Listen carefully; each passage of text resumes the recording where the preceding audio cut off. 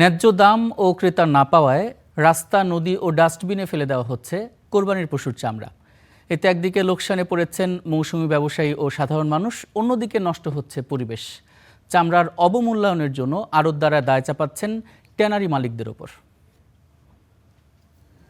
ক্রেতা নেই, তাই খালে ফেলে দেয়া হয়েছে কোরবানির পশুর চামড়া। রাস্তার পাশে ডাস্টবিনে যত্রতত্র এসব চামড়া পড়ে থাকায় ছড়াচ্ছে দুর্গন্ধ। কোরবানির ঈদে একসময় মূল্যবান সম্পদ হিসেবে পরিচিত ছিল পশুর চামড়া, কিন্তু ন্যায্য দাম না পাওয়া, সংরক্ষণ সংকট আর আড়তদারদের অবহেলায় সেই চামড়া পরিণত হয়েছে বোঝায়। এজন্য ডাস্টবিনে, নদীতে, আবার কোথাও মাটিতে পুঁতে ফেলা হচ্ছে লাখ লাখ টাকার কাঁচামাল। মৌসুমি ব্যবসায়ীরা বলছেন, লবণের দাম, পরিবহন খরচ আর কম দামের কারণে চামড়া বিক্রি করে লোকসান গুনতে হচ্ছে তাদের। এত টাকা ইনভেস্ট করে লাভ নাই। বর্তমানে চামড়া দিয়ে আসি, টাকা দিব আজকে, এই বছর চামড়া দিছি, ওই বছর যে টাকা চাইলেও পাই না। তো আমাদের টাকাগুলো সব ট্যানারি আলাদা আটকে থাকে, ওনারা ঠিক মতো আমাদের ক্লিয়ার দেয় না, এই জন্য আমরা ব্যবসা ঠিক মতো করতে পারি না।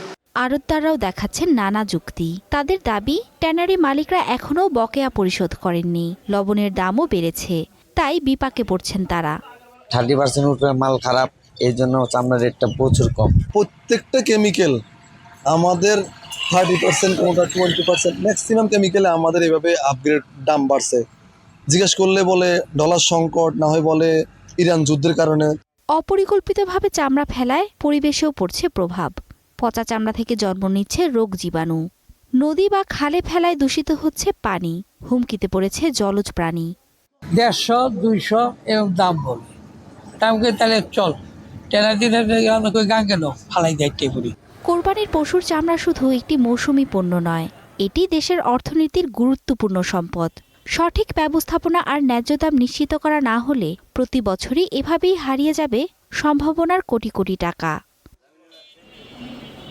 Mithila Anjum, star news.